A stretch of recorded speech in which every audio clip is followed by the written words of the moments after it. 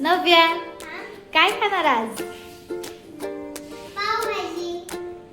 Okay चला तर मग मित्रांनो, आज माझ्या घरी बनणार आहे पावभाजी. आज माझ्या मुलीला पावभाजी खायची आहे, तर त्यासाठी मी सगळं साहित्य घेऊन ठेवलेलं आहे.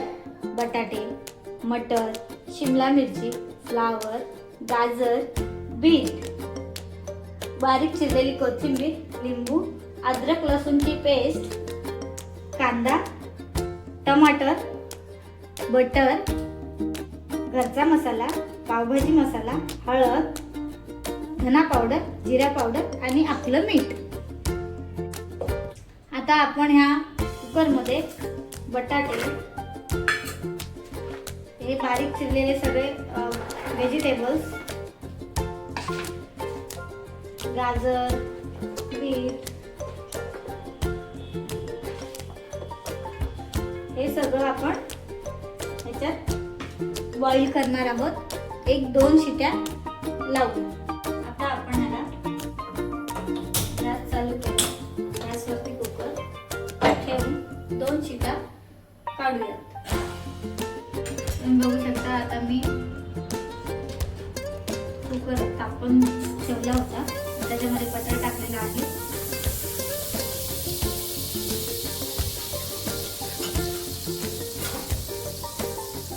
थोडंसं तेल,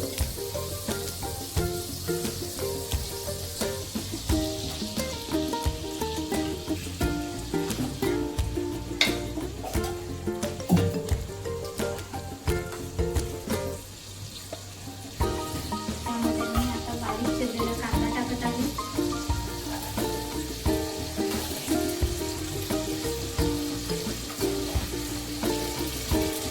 कांद्याला चांगलं लालसर होईपर्यंत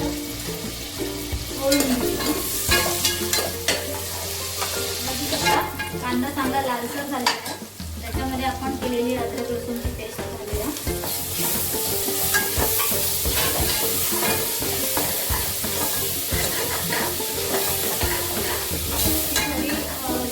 लालसर झाली आहे. त्याच्यामध्ये कापलेला बारीक टमाटर आणि टमाटर पण चांगला परतपर्यंत आपण त्याला 1-5 मिनिटं शिजवायचं. तर आपण ह्याच्यामध्ये बघू शकता तुम्ही, टमाटर चांगला मॅश झालेला आहे. त्यामध्ये आपण घरचा मसाला, हळद, पावभाजी मसाला, जिरं पावडर आणि धना पावडर हे सगळं आपण त्याच्यामध्ये चांगलं करून घेऊया. बघू शकता मसाल्याला चांगलं तेल सुटलं आहे. तर त्याच्यामध्ये आपण मॅश केलेल्या सगळ्या व्हेजिटेबल ज्या उकडून घेतल्या होत्या त्या टाकून घेऊया.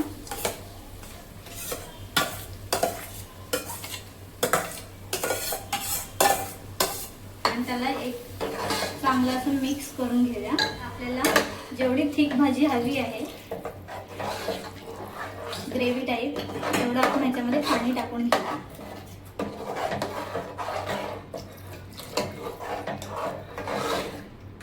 तुम्ही बघू शकता माझ्या बीट आणि मसाल्यांनी त्याला कलर आलेला आहे. मी याच्यामध्ये कोणताही फूड कलर यूज केलेला नाही. आपल्याला थिकनेस नुसार ह्याच्यामध्ये पाणी ऍड करायचं आहे. ह्याला आपण 1-5 मिनिटं आतल्यात उकळी येऊ देऊया. त्याच्यावरती झाकण ठेवूया. आता तुम्ही बघू शकता लो फ्लेमवर 5 मिनिटं ह्याला उकळी येऊन दिली आहे. आता त्याच्यावरती मी थोडं बटर ऍड करेन आणि बारीक चिरलेली आपली कोथिंबीर.